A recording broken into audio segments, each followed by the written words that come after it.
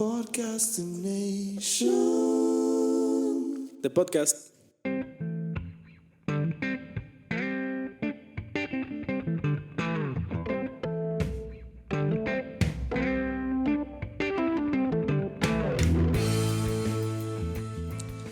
Hola, ¿qué tal? Bienvenidos a Podcastination. Yo soy Alberto Moreno. Les doy la bienvenida una vez más a este su podcast. Mi podcast es su podcast. Nuestro podcast es su podcast. Como se dice en mi tierra natal, Podcastilandia, whatever. Bienvenidos al podcast. Esto es Podcastination. Lo grabamos aquí en Mania, Guadalajara. Hoy así tenemos aquí al equipo de siempre. Tenemos a José Carlos Aispuro como productor, a José Bañuelos como community manager y demás, y tenemos a Carlos Bazana, alias El Bazana, como nuestro ingeniero de audio. Un agradecimiento especial a todo el equipo que produce Podcastination. Y a manera de anuncio, les recuerdo que tenemos nuestras redes sociales. En Twitter somos Podcastination N, en Instagram somos Podcastination N, y en Facebook somos como Podcastination, para que nos busquen y nos den like. Y como siempre, nuestra página es podcastination.maniac.co, donde pueden escuchar el podcast, lo pueden streamear online. Y nuestro episodio con Cristian Domínguez debe estar ahorita ya disponible en Spotify y Apple Podcasts, por si esa es como la plataforma que ustedes prefieren. Dense una vuelta y denle durísimo al podcast, ¿saben? Así como prendan esas orejas. ¿Qué chingado estás diciendo, Alberto? Me lleva la chingada, güey, no mames, que este es un podcast, güey, pues ponte al pedo. El punto es que tenemos un podcast y el día de hoy nuestro invitado es Arturo Insulza. Arturo, ¿cómo estás? Hola, muy bien, ¿ustedes? Yo estoy bastante bien, fíjate. ¿Ustedes cómo están? Bien. ¿Chido? Eso. Ok, ya, ahí está. Un placer estar aquí. No, la verdad es que es un placer tenerle como invitado. Arturo Insulza, tenerle como invitado. No. Sí, ¿qué sé? Porque dije tenerle, güey. Traigo un pedo. No. Leve. ¿Todo chido? Todo chido. ¿Estás cool? Muy bien, todo muy bien, muchas gracias. Sí. Arturo, tú trabajas en Play IQ. Trabajo en Play IQ en San Francisco. Pero también estuviste trabajando aquí en Guadalajara. Cuéntanos un poquito como de tu vida. ¿Eres de aquí de Guadalajara? Yo soy de Guadalajara, nacido aquí en Guadalajara. Soy ingeniero mecatrónico. Órale. Graduado hace poquito más de 10 años. ¿Como por 2009? ¿2008? Más o menos. Diciembre de 2008. Ok. Y pues después de haberme graduado empecé como a intentar un poquito de diferentes cosas. Estuve como maestro en el TEC por un rato, dando clases en prepa y en profesional.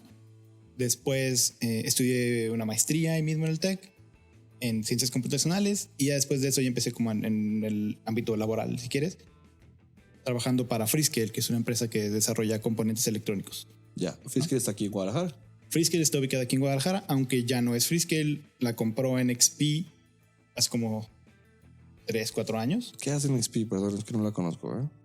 Prácticamente lo mismo, okay. Pero NXP es una de las empresas de semiconductores más grandes del mundo. Vale. Era como 3-4 veces más grande que Freescale como tal. Y en realidad Freescale, el mercado más grande que ellos cubrían era el mercado automotriz. NXP, por otro lado, su mercado más grande era el consumer. Vale. O sea, hacen microcontroladores y microprocesadores para appliances en general. Vale. Entonces, al comprar Freescale, básicamente compraron el mercado automotriz también, que era muy dominado por Freescale en ese momento.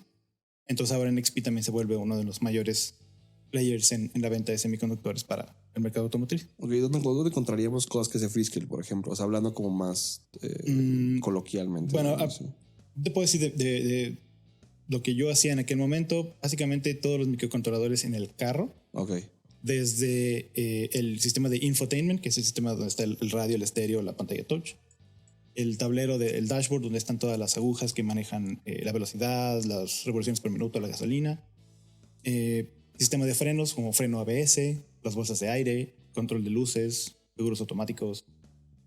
Y en general, básicamente todos los controles de transmisión y de powertrain, que es, el motor. El powertrain. El motor. Ok. O sea, no es como un tren que... No. El powertrain así se le llama a todo el sistema. No. Ay, güey. Es el nombre oficial del sistema de transmisión del carro. Ok. Ok, perfecto. El powertrain.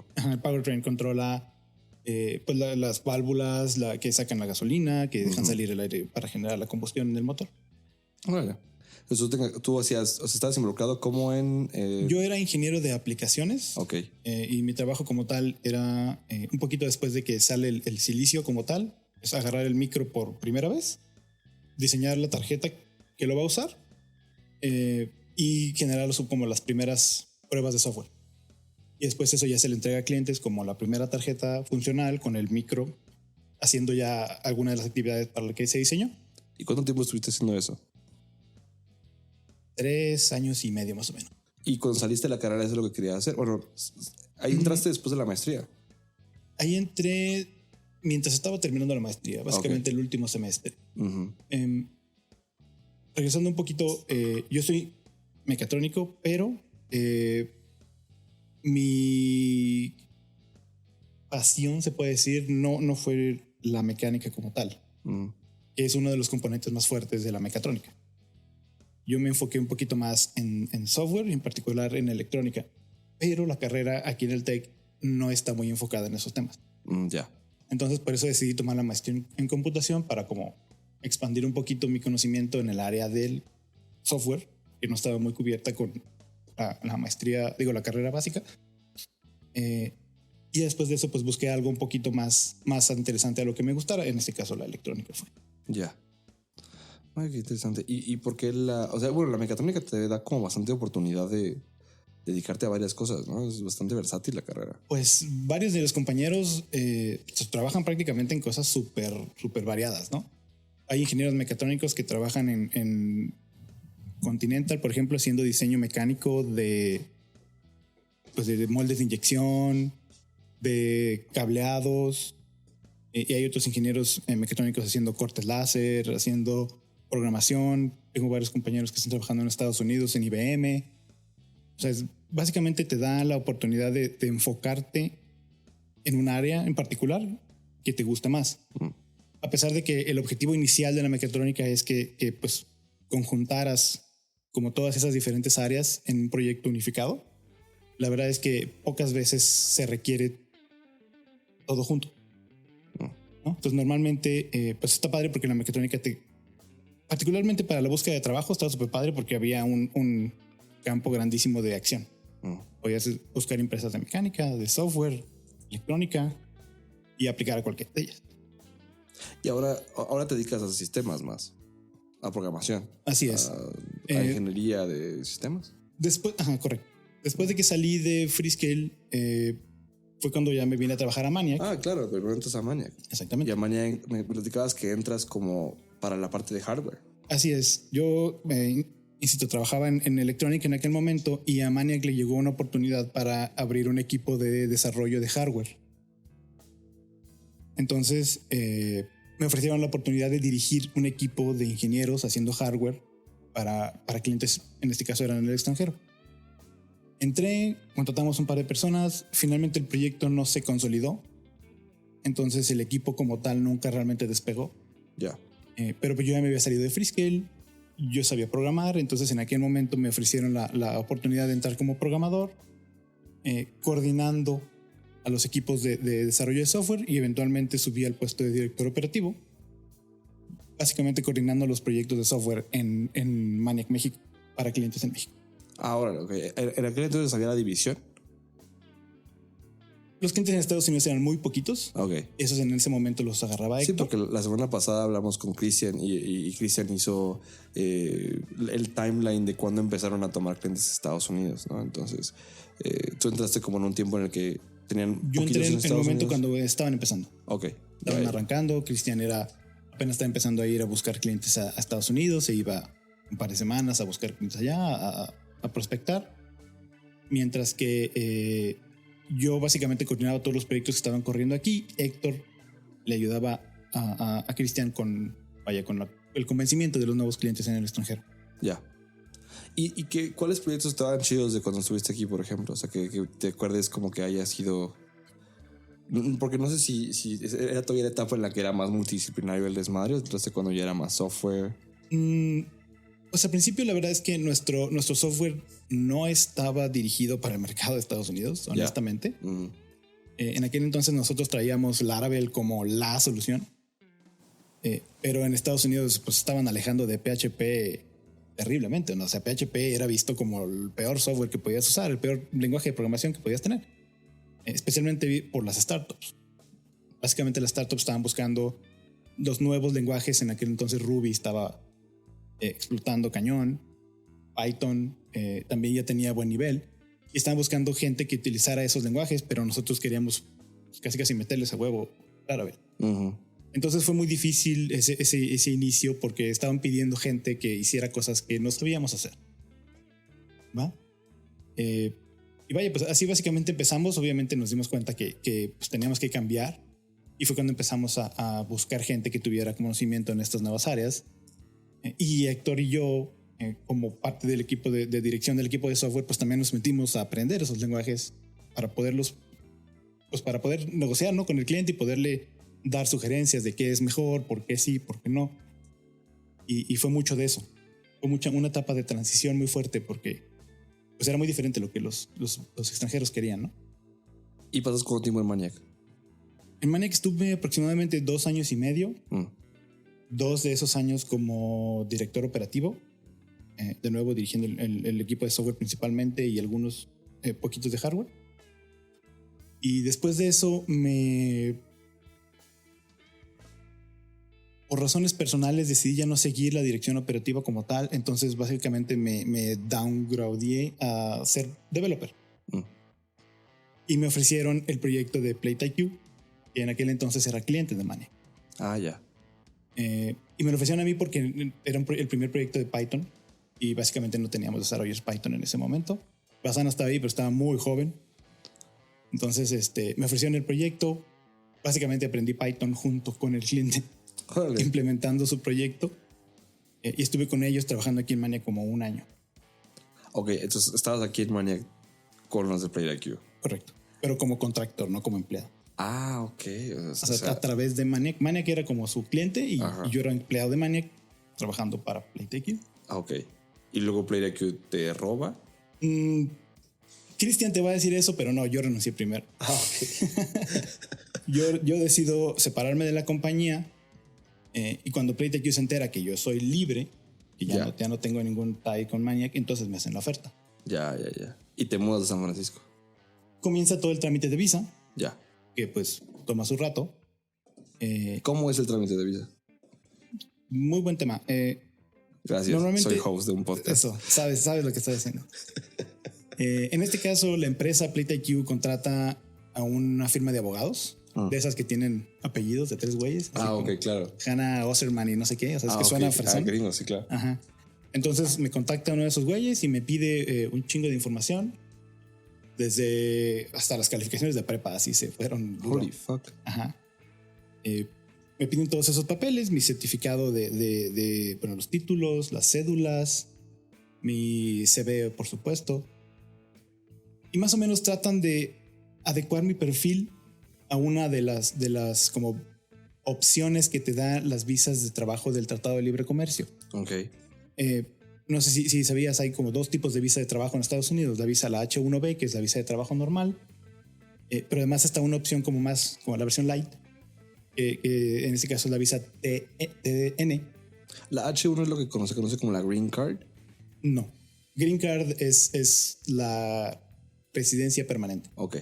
O sea, ya puedes vivir en Estados Unidos. Ok. Forever. Entonces, ninguna de esas 2 visas es una residencia permanente. No. Las 2 expiran. Correcto. Las 2 expiran. La H1B tiene una duración normalmente más grande, 5 años, poquito más. La visa TN que yo tengo es mucho más corta. Normalmente se da por 1 año, a veces hasta por 3. Pero por ser la versión light, también todos los requisitos que se piden son menores. Se entregan más fácil. En mi caso particular, yo aplico para una de las visas TN. Aplica para una lista específica de trabajos, de funciones. De hecho, no aplica para programadores. Está interesante. Aplica para software analyst. Vale. Entonces, específicamente para software analyst, no para developer.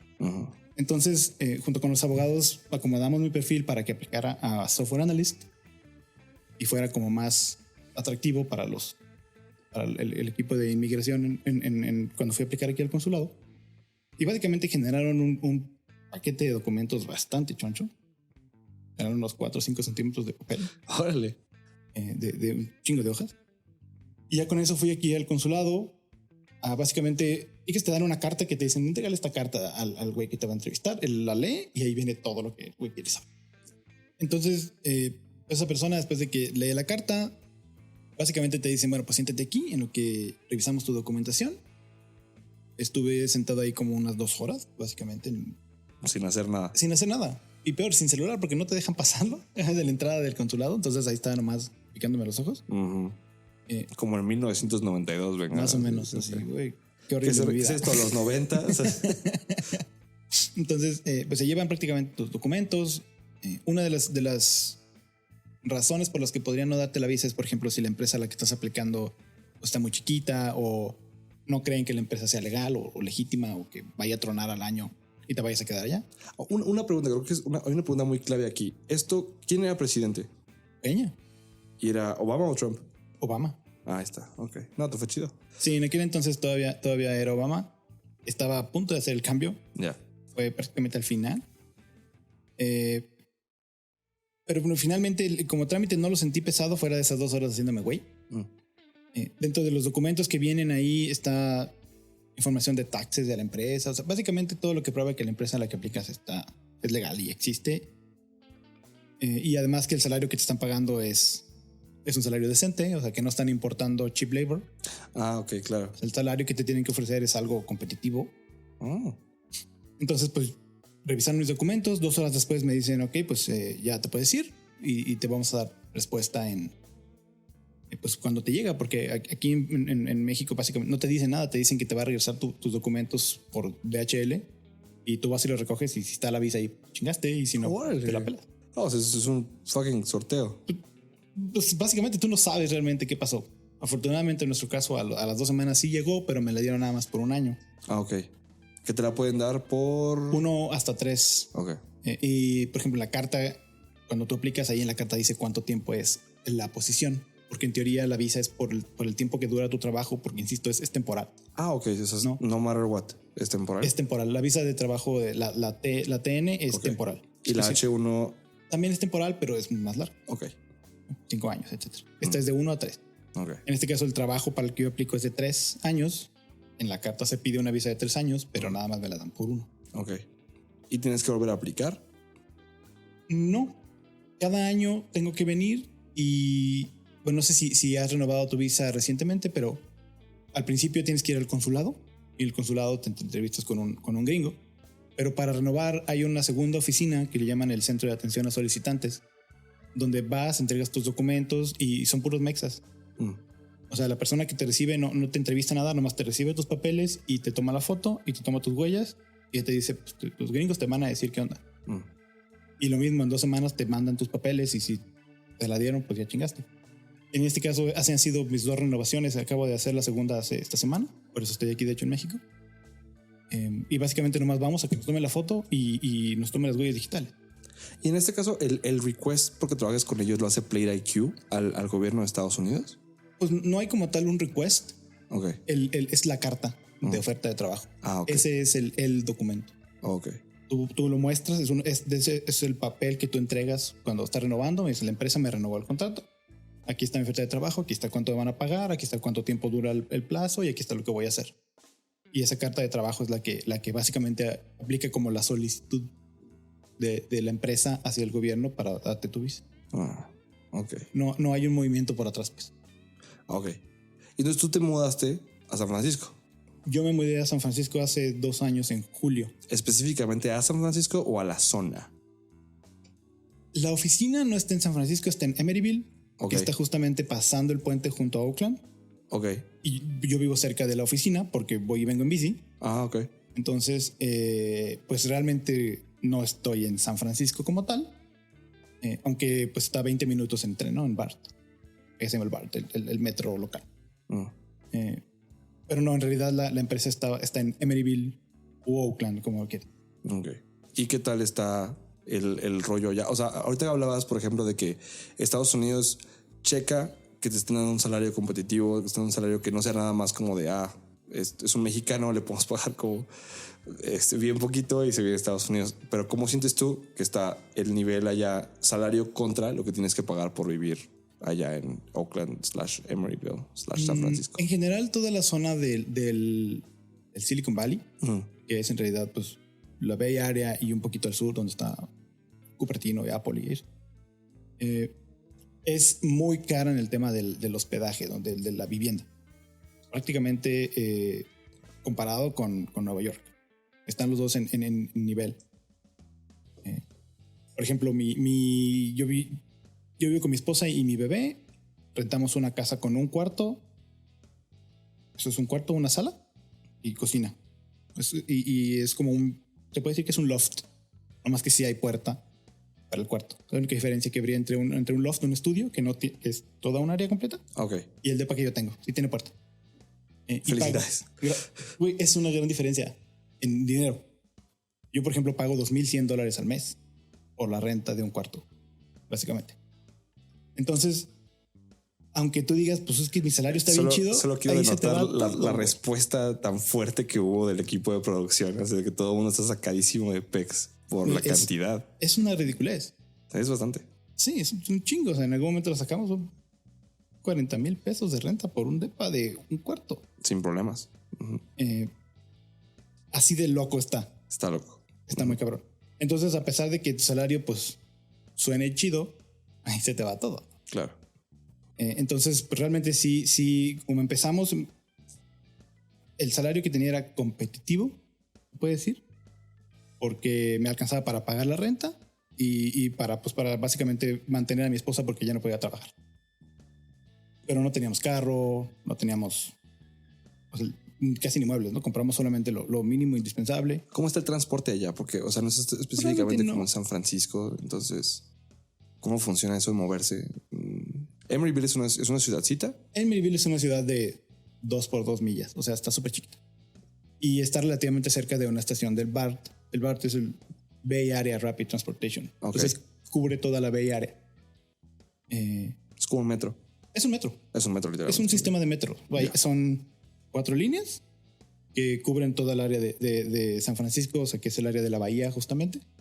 Y también cubre algunas partes del área continental, que es, por ejemplo, donde está Oakland, ya pasando el puente. Y todo eso converge a San Francisco. El metro es genial, o sea, realmente fácil transportarte, no necesitas mucho, la verdad. Una de las broncas que tuvimos al principio que no teníamos coche, pues era, por ejemplo, ir a comprar comida. Tienes que cargar bolsas y todo, pero pues con un Uber la rifas, o sea, no pasa nada. Okay.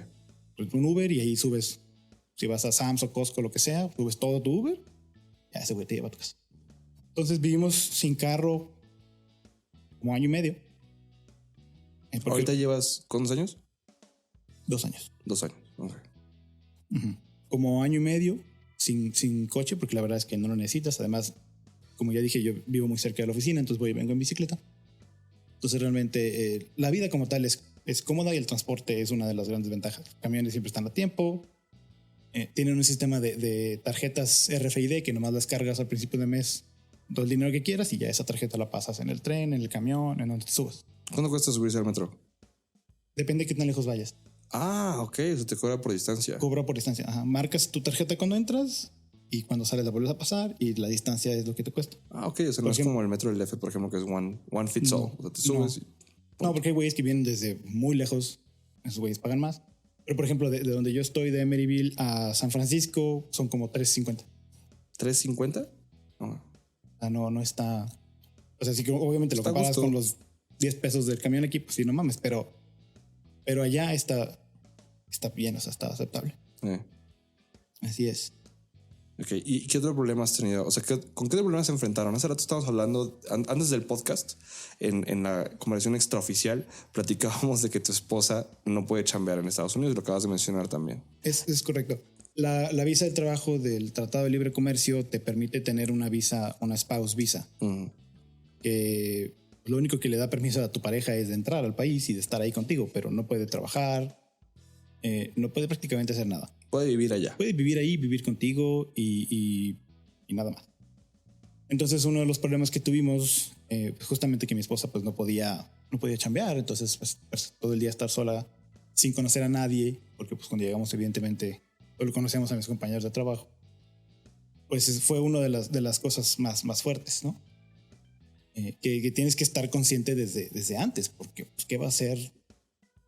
Y no solamente tu mujer, yo conozco parejas que están del lado contrario, donde la mujer es la que tiene la visa y el marido es el que no puede trabajar. Entonces, ¿qué vas a hacer en ese tiempo? Yo lo que le recomendaba mucho a ella pues es que obviamente estudiara el inglés, o sea, que aprovechara el tiempo para realmente mejorar sus habilidades de inglés, porque puedes salir a hablar con quien sea. O puedes tomar clases de lo que quieras. Ella cocina, entonces pues ella cocinaba, hacer repostería y cosas así, ¿no? El punto es que tuvo que buscar cosas en que entretenerse, pero pues no está chido. Ok. Sí, claro. Y pues no solo eso, además viéndolo desde el punto de vista frío, pues ella dejó de ganar, ¿no? Aquí ella trabajaba y de alguna manera lo que ella ganaba aportaba a nuestros ahorros y ahora pues ya no, eso no está. Entonces, a pesar de que la oferta de trabajo puede sonar mejor, pues realmente el ingreso familiar bajó. Claro. Porque pues ella ya no podía trabajar. Ya. ¿Y tu ingreso ahorita es suficiente? No, porque ese es el podcast como de... me vas a poner aquí sí, ¿dónde está? Spotlight. Sí, pone un spotlight de cómo te va con la lana, ¿no? Solo pues pone más con información de nuestros radioescuchas. Pues ha mejorado. La verdad es que la empresa se empezaron como sí dándome un salario de vamos viendo. Y si funciona, pues entonces ya te ofrecemos algo bien. O sea, no fue algo así como que, oye, compa, ya, vente para acá, es nuestra posición súper grande. O sea, empezaste igual como... Sí, o sea, empecé con la gente con la que le pregunté, el salario que me dijeron fue, eso es apenas bien. Ok. No, o sea, no estás sufriendo por la comida, pero no te va a alcanzar para darte lujos. O sea, es apenas bien. Y en mi caso particular, que pues además estaba manteniendo a alguien, ese apenas bien, pues en teoría, la verdad es que mi esposa es buena ahorrando, manejando el dinero, entonces no nos causó problema. Pero la misma empresa al año como que corrigió eso, viendo que pues sí estaba funcionando para la empresa y que ella era, o sea, valía la pena invertir en mí, pues decidieron ya corregir el salario, se puede decir, a uno más atractivo. Y desde entonces la verdad es que han hecho varias correcciones, no me puedo quejar. ¿Y qué hace PlayerIQ? Muy buena pregunta. Gracias. Soy host de un podcast.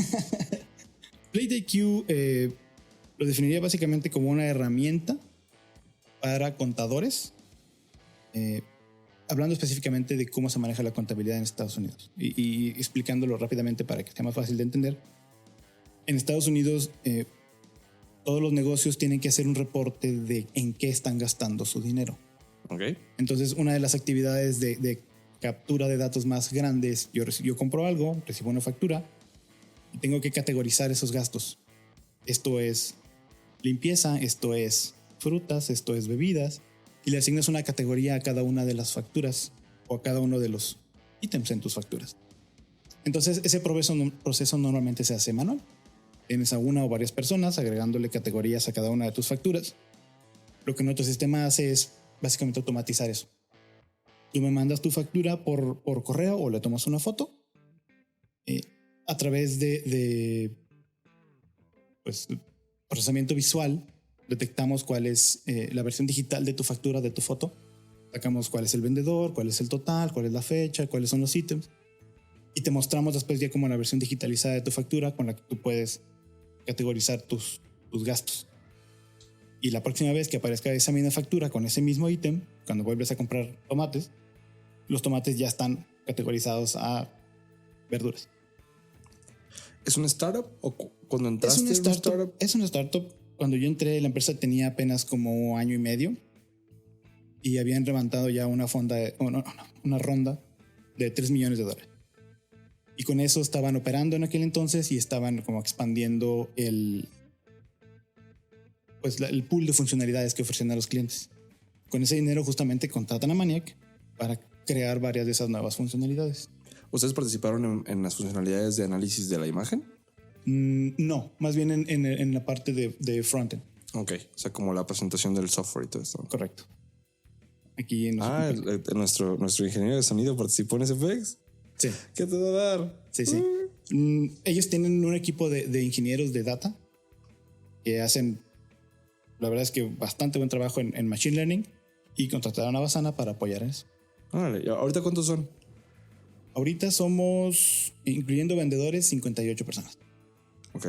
¿Y parte del equipo está acá en Guadalajara o eso? Tenemos a una persona trabajando remota desde Guadalajara. Ah, órale. Así es. Que sería una persona que estaría en una posición similar a la mía. Si funciona bien y todo pues va de acuerdo al plan, también se le ofrecería hacer el movimiento, tramitarle su visa y que se vaya para allá. Pero ahorita se puede decir que está en esa etapa de prueba. Yo pasé mi etapa de prueba mientras trabajaba en Maniac. Creo que hay una pregunta muy importante.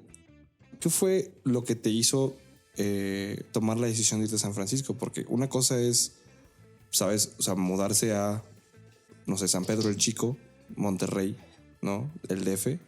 Y otra cosa es tomar el paso de irse a Estados Unidos. Pero al final, ¿qué fue lo que te hizo pararte la chinga de la visa, pararte la chinga de la mudanza, todo ese pex? Siempre tuve como objetivo personal en algún momento vivir en el extranjero. Y pues ya lo habíamos buscado antes, pero por broncas bueno, no broncas, sino por razones personales de mi esposa, no se había podido hacer el cambio. Sin embargo, en este caso coincidió que ella había resuelto las razones por las que no habíamos podido hacer el movimiento antes y estos güeyes me hicieron la oferta. La empresa se veía que estaba creciendo bastante.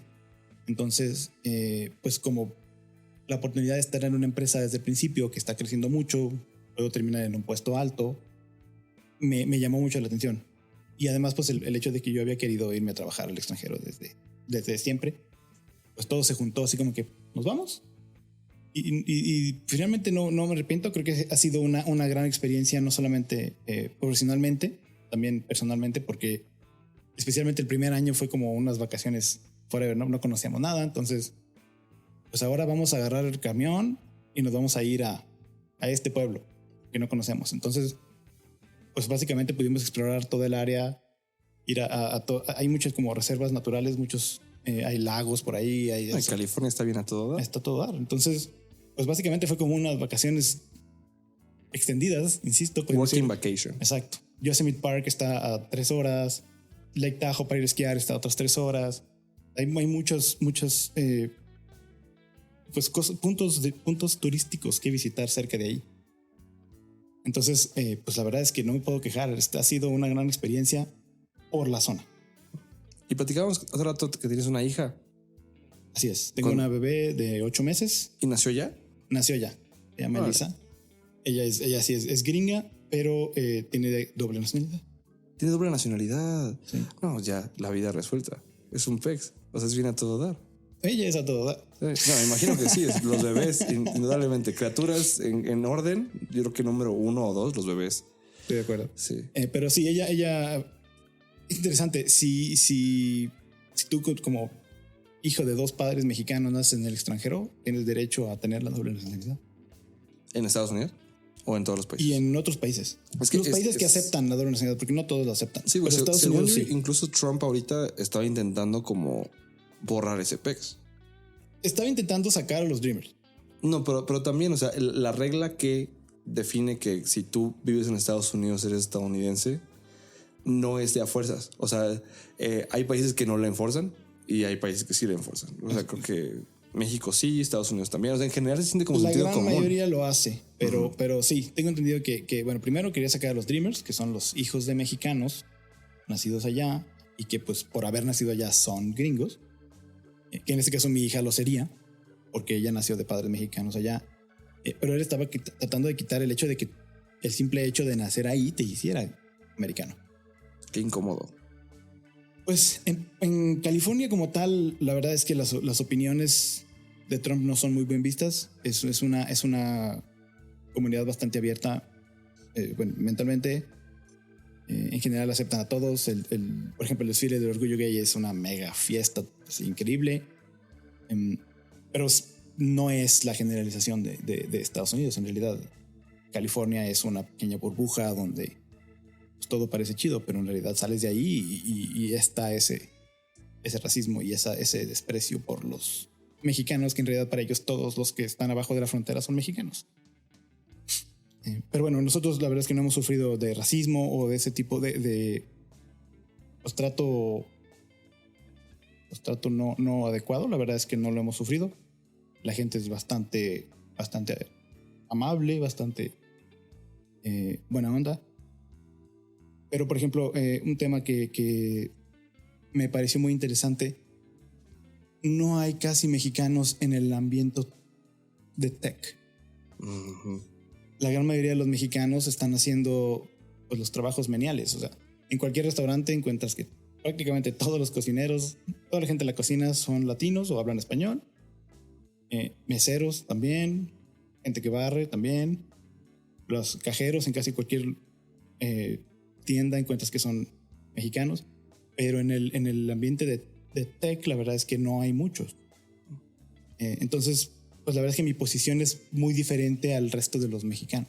No puedo decir que mi experiencia como mexicano en el extranjero es igual que la de la mayoría, la verdad es que no. Pues vamos a tomar un pequeño break. Y cuando regresemos, vamos a platicar un poquito más sobre tu posición, sobre cómo es estar en IT en Estados Unidos y la diferencia que hay con el ambiente mexicano que has vivido. No se vayan, no que puedan hacerlo, es el internet. Ya bajaron el podcast. Estamos en Podcastination y ahorita regresamos, chavos.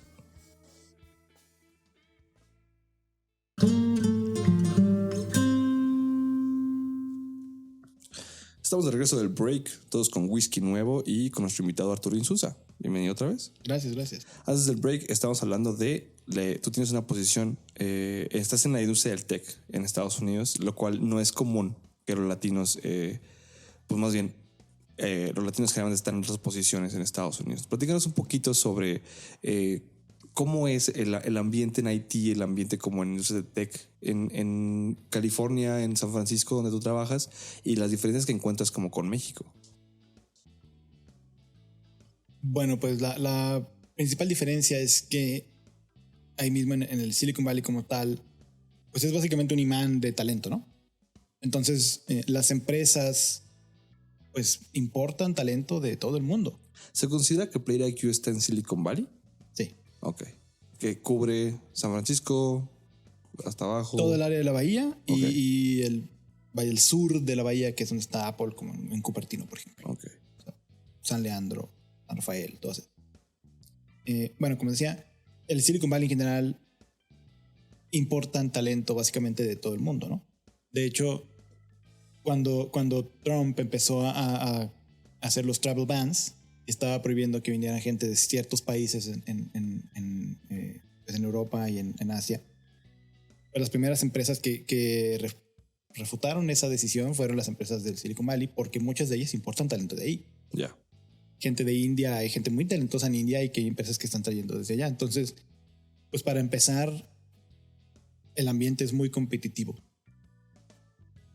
La gente con la que te encuentras, o sea, me ha tocado entrevistar güey recién egresados de la carrera que saben un chingo. O sea, porque además de la escuela, como el mismo ambiente los ha hecho así, pues son personas muy, muy self-driven, ¿no? Son personas que ellos mismos investigaron y aprendieron y ahora saben la nueva tecnología.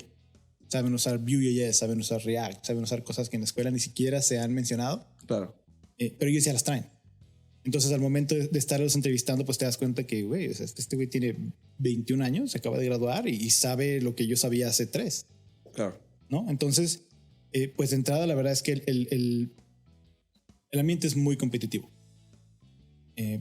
Hay muchas empresas, obviamente, que están buscando talento, entonces no es raro que te llegue un mail de alguien contactándote en LinkedIn ofreciéndote una entrevista, ¿no? Ofreciéndote un puesto. Ese es bastante peleado el talento. Entonces, pues si eres una persona que tiene ese talento, pues la verdad es que puedes buscar opciones bastante buenas. En mi caso particular, yo estoy bastante cómodo en mi posición. La empresa se ha portado muy bien conmigo en el tema no solamente profesional, sino también de salarios en general. Estoy muy contento con la empresa, el crecimiento profesional ha sido muy bueno. Entonces ni siquiera le he hecho caso a esas ofertas. Y más bien, está interesante porque cuando tú estás entrevistando a alguien, es 20% tú entrevistarlo a él, 80% convencerlo de que tu empresa vale la pena. Ya, sí, porque es competitivo no solo para los empleados, sino Exacto. para las empresas. Las entrevistas son casi todas al revés. Ya. Es tú qué le ofreces al empleado para que se venga contigo y no con cualquier otro güey. Y allá, por ejemplo, no es raro cosas como las que Maniac tiene ahora que no tenían cuando yo estaba aquí. Hay refres con cocas, hay tiempo libre para seguir proyectos personales, hay... Bueno, allá no es, allá hay algunas empresas que tienen su restaurante, bueno, su comedor, y te incluyen comida. El equipo que necesites se te da porque no hay, no puede haber una razón o un algo que te falte para hacer tu trabajo, ¿no? Entonces, si necesito un mouse, un teclado mecánico, ahí está. Nada de eso se cuestiona. Porque pues si tú lo requieres y hay presupuesto, obviamente, las empresas lo ofrecen porque pues mientras más equipo tengas, mejor desarrollas tu trabajo, ¿no? Sin embargo, pues tiene que ser recíproco. Entonces, a pesar de que las empresas ofrecen muchas esos props que te hacen sentir como que no estás trabajando, estás yéndote a la party, pues también ellos esperan un desempeño similar de ti. Entonces allá no es raro ver que en las empresas donde está el comedor haya güeyes trabajando a las 9 de la noche. De hecho, bastantes. Y uno de los casos que yo he visto, por ejemplo, es Uber. Tengo contactos en Uber que pues, te dicen, es que aquí mismo en Uber nos dan desayuno, comida y cena. Y luego después de las 7 te abre un bar. Y hay un barman que te está haciendo tus bebidas. Entonces, pues ahí mismo prácticamente viven ahí. Y se están desde las 9 de la mañana y son las 9, 10 de la noche y el güey es con su mojito codeando. Sí, pues fue algo que salió justo, o sea, después de que se empezó esta cultura, digamos, Google empieza a agarrar tracción, Facebook empieza como a poner más oficinas y empieza toda esta cultura de ven, tenemos gimnasio, tenemos bar, tenemos restaurante, todo es gratis. Creo que uno de las realizaciones que hubo después de eso fue, sí, está bien chido, pero es porque si te van a tener ahí todo el tiempo, quieren que estés cómodo, pero porque te van a exigir el mismo grado de quédate aquí, tienes que entregar esta onda. Es básicamente mal visto que te vayas temprano. Me imagino. Sí. O sea, entonces, pues... Temprano siendo a la hora. Claro. Temprano siendo a las 6, que en teoría ya saldrías. Hasta la hora que dura tu... Ajá, exacto. Porque la mayoría de la gente se queda después. Y se quedan después porque es muy cómodo estar ahí. Entonces, pues, chido, vamos, cenamos. Luego regreso a seguirle y le sigues y le sigues. Entonces, pues las empresas esperan eso de ti. Entonces, el ambiente... una anécdota muy interesante que le he platicado a algunos de mis amigos. Cuando yo llegué a San Francisco y agarré mi Uber del aeropuerto a la oficina, el primer día que llegué de trabajo, me preguntó el amigo del Uber que si ya que venía y toda la cosa. Entonces dije, es que me voy a mudar porque acabo de empezar a trabajar con esta empresa y es mi primer día hoy.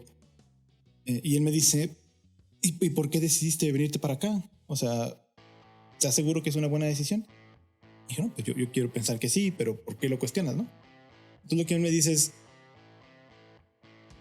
el área de la bahía es básicamente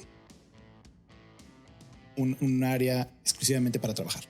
La gente que vive aquí vive para trabajar. Ya. No hay niños, no hay cosas que tú digas divertidas. La gente trabaja de 9 a 9 porque el objetivo de la gente que viene aquí es trabajar. Yo como Uber trabajo 12 horas al día o más porque mi objetivo es sacar lana. Y el mood de la gente se ve reflejado en esa mentalidad. La gente, por ejemplo, es raro que haya convivencias después del trabajo. La gente va a trabajar y la gente no va a ser amigos. No. Y eres mi colega y está chido y te saludo en la mañana, pero no eres mi amigo. No conozco nada de ti personalmente. No te invito al cine el fin de semana. No hay ese tipo de camaradería. La gente está muy enfocada en su trabajo y en su desarrollo profesional. Y sí se nota mucho en general el mood de la gente. Está rarito. Y ese amigo me decía que él era de no sé qué país latinoamericano y pues que a pesar de que ya están más jodidos, allá viven más felices. Porque aquí tienes dinero, pero no tienes todo lo demás. Entonces ha sido todo un tema, especialmente pues con mi esposa. ¿Le costó trabajo relacionarse con gente cuando llegó? Le ha costado trabajo pues hacer amistades porque, insisto, la gente no tiene... Para empezar, ella ni siquiera tiene una plataforma, ¿no? ¿Dónde? Claro, no tiene dónde estar. ¿Dónde voy a estar para conocer gente? La gente no llega a tu casa para querer ser tu amigo. O sea, tiene amigos, pues los vecinos, que saluda y que ve, pero realmente pues un lugar no lo ha habido. Pero independientemente, ahí mismo en la oficina ella ha logrado hacer algunas amistades, o si se pueden llamar amistades, pero de ninguna manera llegan al nivel en el que aquí podríamos decir este güey es mi amigo, ¿no? Entonces la gente sí es muy fría, la gente es muy enfocada en su trabajo, en su dinero y en su desarrollo personal, digo profesional. Entonces, pues esa es la mentalidad en general, tanto lo que haces en tu trabajo como lo que haces en tu vida personal. Allá, por ejemplo, salimos a tomar chelas, se puede decir una vez cada mes. ¿Cómo es PlayIQ en esta... Perdón que te interrumpa, pero ¿cómo es PlayIQ en este pues como en esta gráfica de banda que trabaja muy tarde? O sea, ¿es lo mismo? O sea, PlayIQ comparte esa cultura con el resto de las empresas de Silicon Valley. No tanto, porque es una startup, ¿no? Entonces, por ejemplo, pues no tienen el comedor, para empezar. Tienen snacks.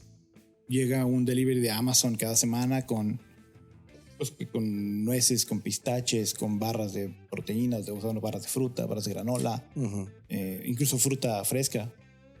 Y llega todas las semanas. Entonces está la botana. A veces llegan también con cartones de cerveza que están en el refri. Entonces puedes ir a agarrar tu chela. Aunque, por ejemplo, no todos están muy contentos con que agarres tu chela a las 12 del día, como en este momento estamos whiskeando, ¿va? Es verdad, sí lo estamos haciendo. Allá no es tan bien visto. Ok. Pero sí, en la tarde, ya que se está acabando el día, quien quiera una chela y le sacan la chela y se los dan a todos.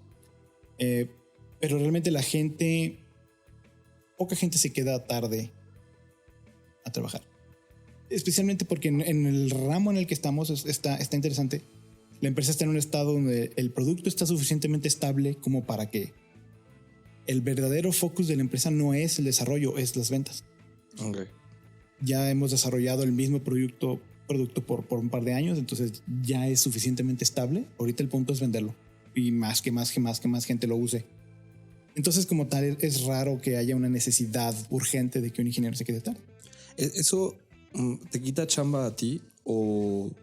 Porque es una pregunta que yo tengo, digamos que personal. Me llama la atención que a veces hay productos que ya están completados, o sea, productos que ya se están vendiendo, que no están en beta, que ya están como en 1.0, 2.0. Y aún así tienen equipos grandes de desarrollo, ¿no? Entonces, ¿qué significa el hecho de que el producto ya esté completado para ti como que trabajas ahí? En mi caso particular, yo dirijo el área de producto. Y como producto, pues se define todo lo que es customer facing. Los clientes en la plataforma en web, que entran, login y toda la interacción que tiene el usuario con la plataforma.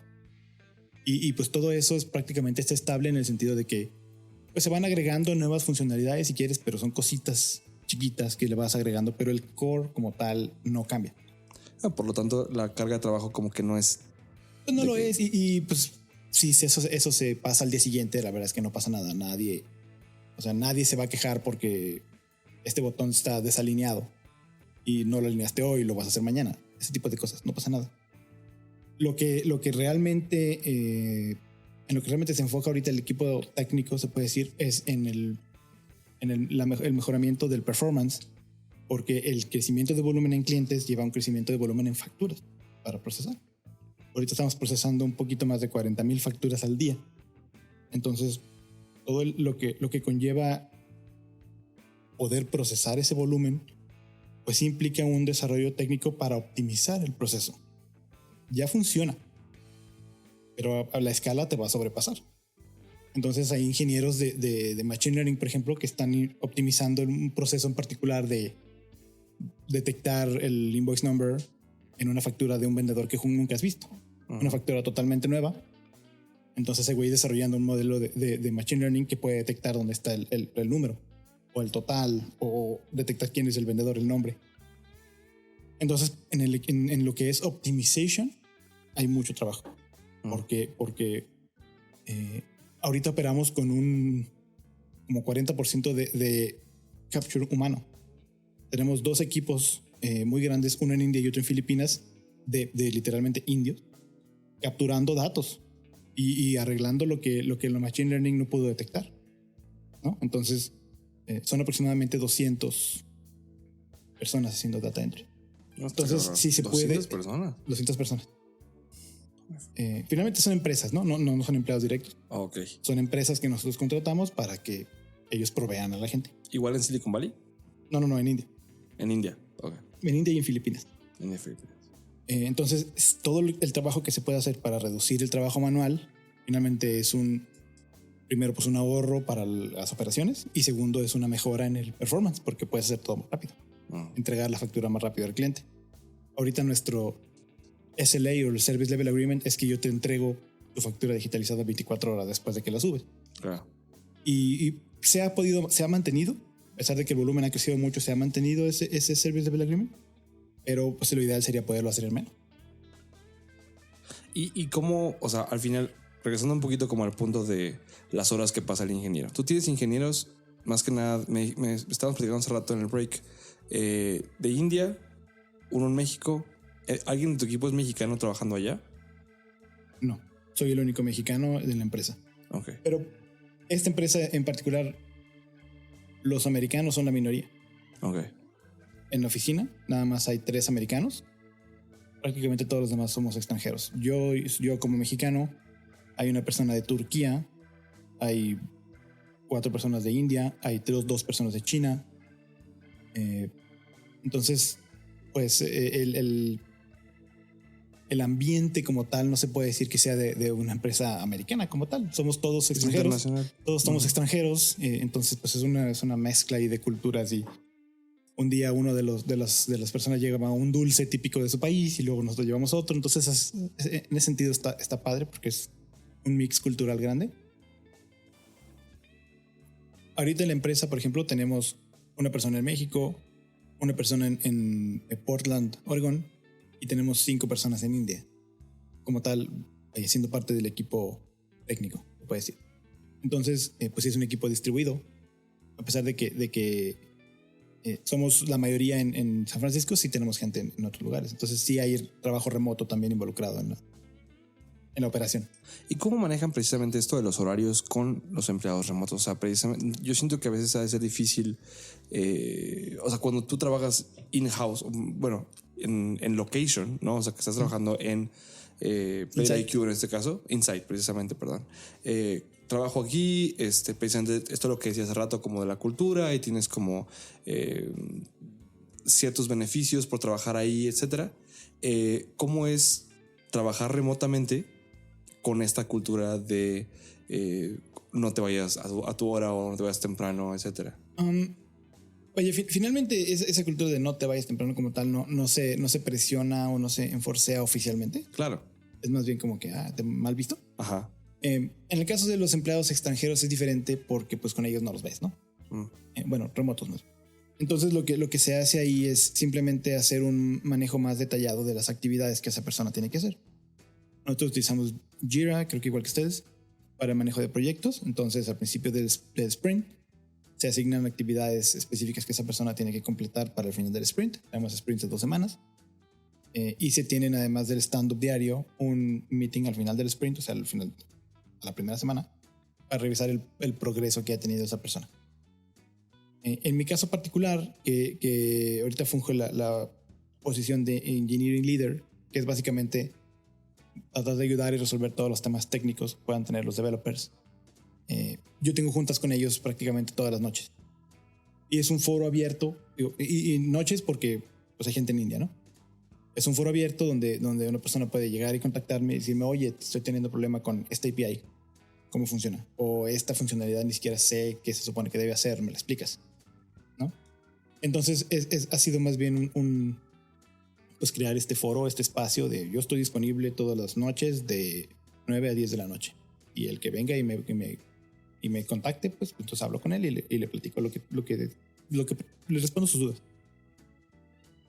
En este caso, por ejemplo, es diferente con el güey en México porque nuestros horarios coinciden todo el día. Entonces él me puede preguntar en qué momento del día. ¿En qué parte de México está? Aquí en Guadalajara. Ah, súper chido. Aquí, de hecho, vino el lunes. Ah, Simón. Era el amigo con el que estaba yo el lunes aquí. Ah, que todo.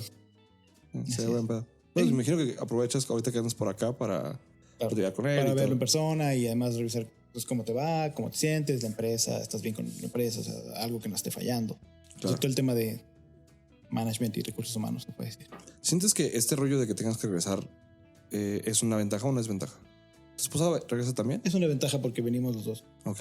y aprovechamos la venida para estar aquí un rato considerable porque Claro. venimos a renovar la visa y el proceso pues, se tarda entre 2-3 semanas. Ujú. Entonces, pues ella viene a visitar a su familia. Ahora, además que nació la niña, pues viene a conocer a los abuelos, a gente que no conocía. Entonces, yo no lo veo como algo malo, pero sí es algo un poquito tedioso porque cada año tienes que estar regresando. Ya. ¿Has conocido a alguien, y regresando un poquito al tema de la cultura en Silicon Valley, ¿has conocido a alguien que se haya salido de Silicon Valley por la cultura? O sea, que no haya soportado either lo que dices de la actitud que tiene la banda entre ellos o por el ritmo de trabajo o etcétera. No los he conocido, pero también mi círculo pues de contactos como tal está limitada a la empresa, ¿no? He ido, por ejemplo, algunos. Es común que allá haya como meetups de ingenieros y he ido a algunos de ellos, pero no me ha tocado ninguno que digas, sabes que no me gustó el Silicon Valley y me voy. En general, la banda está emocionada de estar ahí, me imagino. Pues en general, sí. Finalmente, el reward económico es fuerte. Entonces, a pesar de que pagas unas rentas ridículas, ganas salarios que en ningún otro lugar del país se pagan, ¿no? Entonces, pues la gente está ahí por el dinero, la verdad.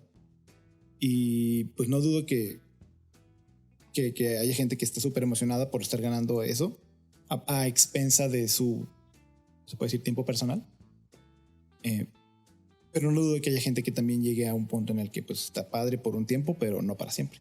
Ya. ¿No? De cuando trabajabas en México, cuando trabajas allá, ¿qué extrañas o qué ganaste en Estados Unidos, por ejemplo? O sea, de los dos lados de la moneda. O sea, ¿qué cosas te gustaban más en México? Creo que ya mencionaste muy bien como creo que la camaradería en general. Exacto. ¿No? ¿Extrañas a la gente? En general, sí, el ambiente de trabajo es más relajado y eso tiene es una espada de dos filos, ¿no?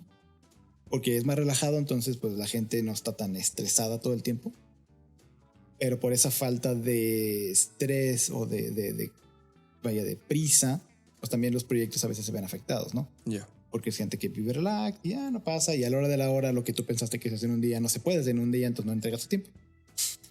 Cosa que allá rara vez pasa porque la gente está como que dedicada exclusivamente a eso, ¿no? Entonces, pues, de nuevo, es una espada de dos filos. Yo en particular sí lo extraño mucho porque allá la gente, insisto, es muy fría y muy dedicada a trabajar todo el tiempo. Entonces, pues, todo el tema del contacto, puede decir, amistoso, pues está reducido. A pesar de que hay gente, esas todos son muy buenas personas. Es interesante. Es gente muy, muy buena, muy linda y que si les pides ayuda te la dan. Pero no hay esa relación de amistad. Ya. ¿No? Y es algo que aquí sí la hay. Entonces pienso que ambos lados tienen algo que aprenderle al otro. Siento que en general el developer mexicano se la lleva muy leve.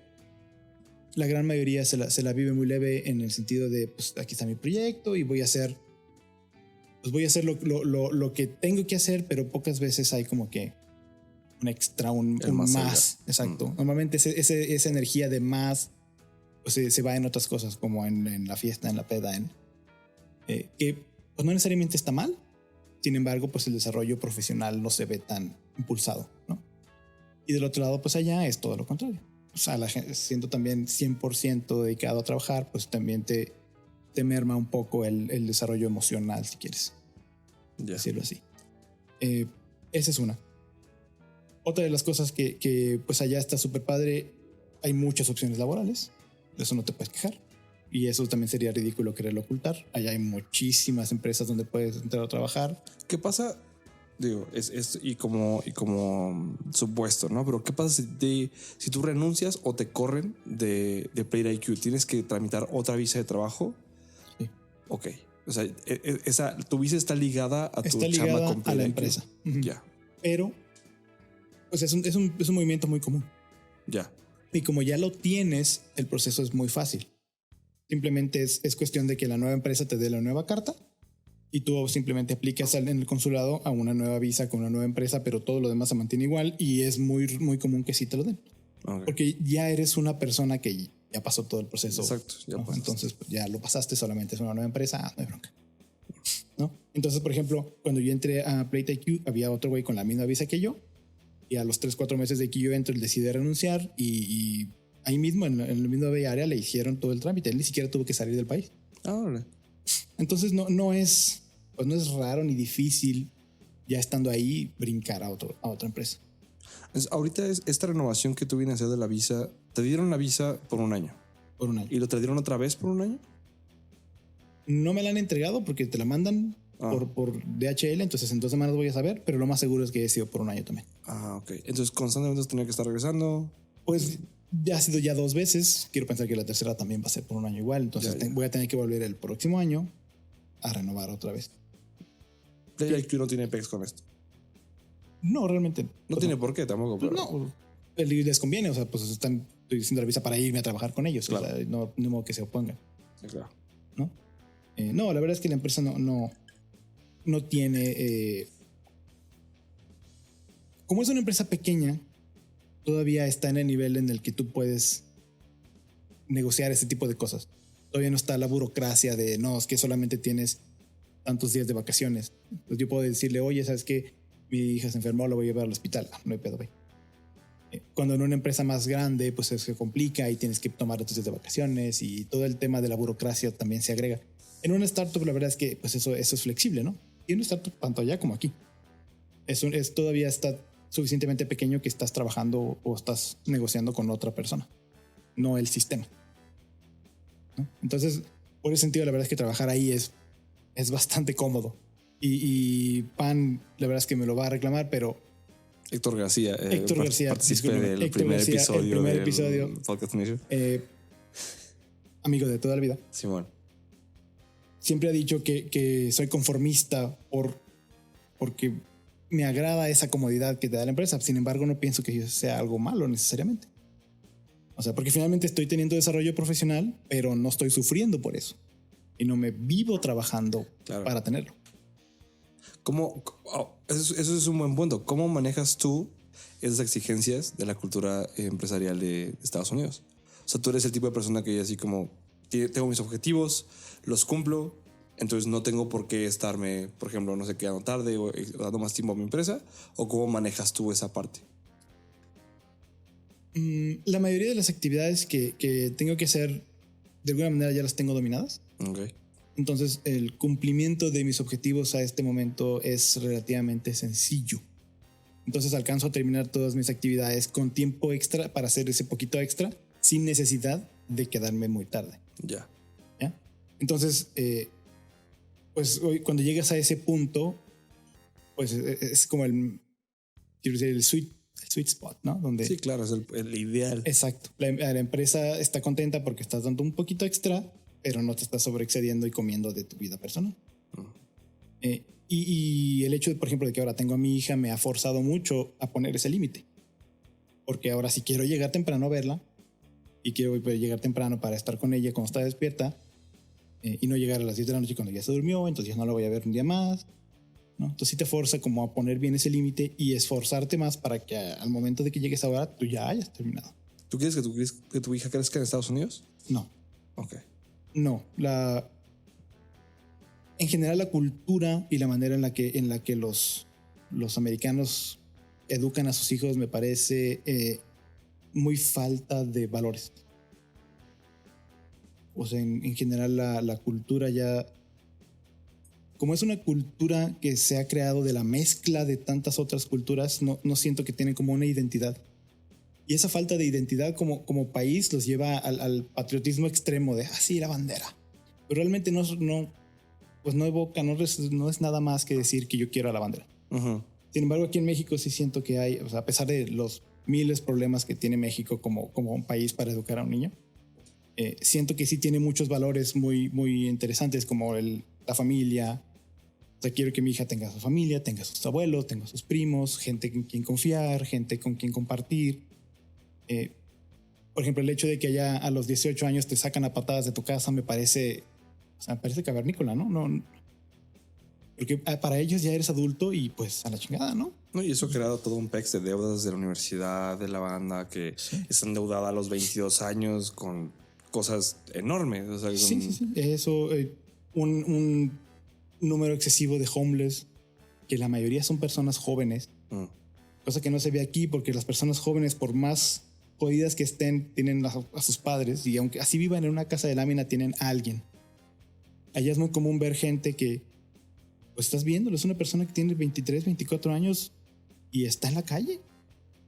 O sea, eso no se ve aquí, rara vez se ve aquí, porque insisto, por más mal que te haya tratado la vida, tienes a alguien. La mayoría de la gente tiene a alguien, aunque tu familia también sea pobre, estás con ellos.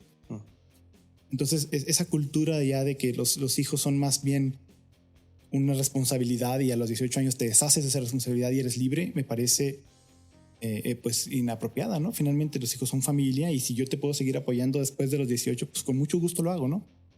Y ese sentido de comunidad como tal siento que ya se perdió y que aquí todavía lo hay en el formato de familia. Y por eso me gustaría mucho más para mi hija. Ya.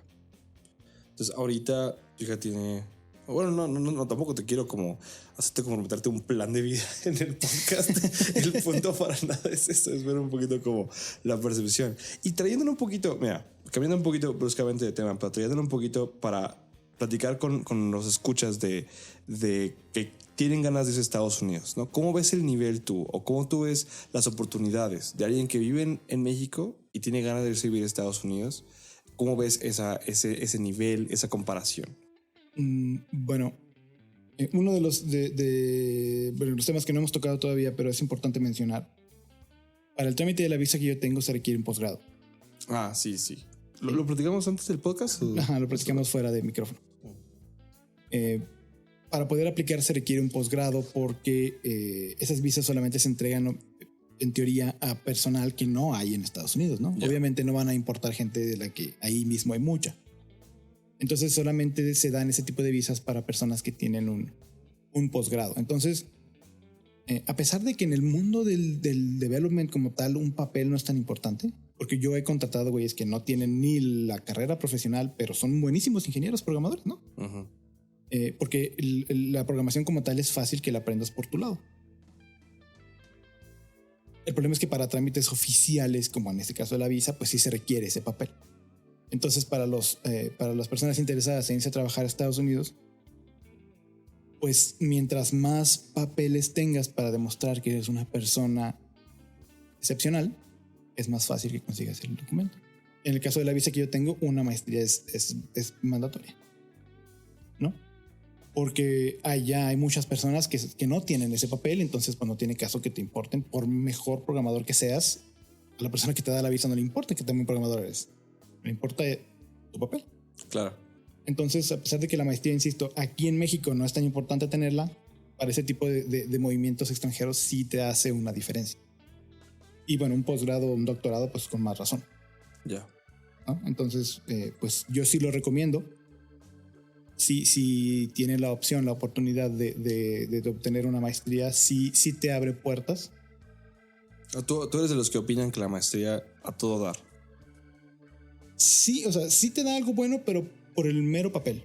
Porque también, hace rato precisamente platicábamos esto con Héctor del episodio 1, ¿no? Él no piensa que la maestría sea como útil, ¿no? Y siento que es un punto de vista común entre mucha gente. O sea, yo tampoco estoy así como súper en pro de ve y pagar otra vez a la escuela porque te den otro papel. No sé y qué, ¿no? Estoy de acuerdo. El aprendizaje que te deja, la verdad es que es muy poco. O sea, que antes y después de la maestría que yo diga, ahora sí ya sé todo esto que no sabía, no. Ya. Lo único que te deja es un documento que te avala como tal. Sí, que te levanta de nivel nada más. En los ojos de Pero mucha gente. si tu objetivo es trabajar en una empresa internacional, por ejemplo, en Continental, en Intel, pues ahí el papelito sí te da un estatus, ¿no? Pero es meramente estatus. De ninguna manera te hace mejor ingeniero que un güey que no lo tiene. Claro. Insisto, hay muchos güeyes que no lo tienen y de hecho la mayoría de los que son demasiado buenos ingenieros ni siquiera dedican tiempo a ir a la escuela. Son personas que aprenden la mayoría de las cosas por sí mismos. Entonces depende de tu plan de vida. Si tu plan es irte al extranjero, pues entonces sí te ayuda. Si tu plan es trabajar aquí mismo en México, la verdad es que mejor dedícate a certificarte.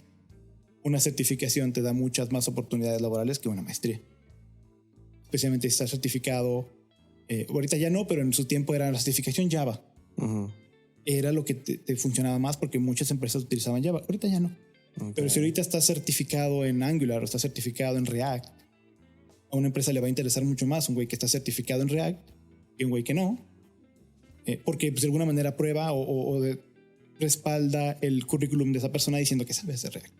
Sí, claro. Una maestría es tan amplio el tema que realmente no eres experto en nada. Entonces es meramente un papel. Sí, es como es un escalón más, ¿no? O sea, bueno, y para acabar con ese tema, ¿no te late el doctorado? ¿O ya no lo ves como una necesidad?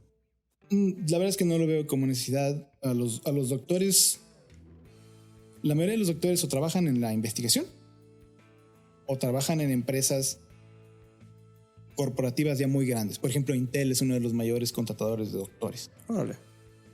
Entonces, pues tendría que buscar un trabajo en empresas de ese calibre para puestos de ingeniería de ese tipo.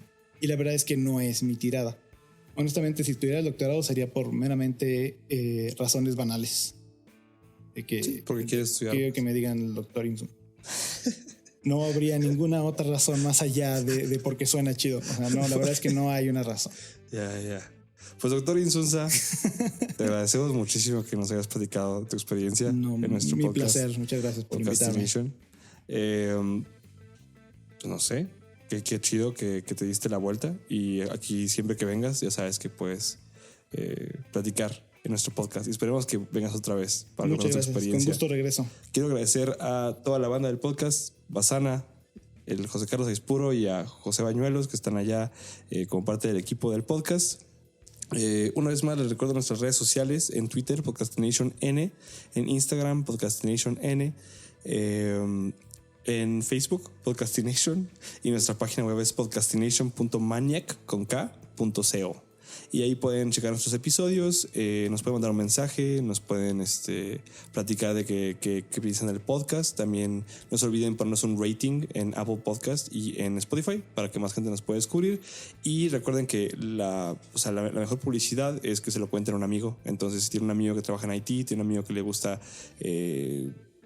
los podcasts o escuchar sobre su carrera o así, por favor, pues cuéntenle nuestro podcast para que podamos como crecer esta comunidad. Una vez más, yo soy Alberto Moreno, su host, con nuestro invitado Arturo Insunza. Muchísimas gracias y nos vemos en el próximo episodio de Podcastination. Cámara, chaps. Bye. The Podcast.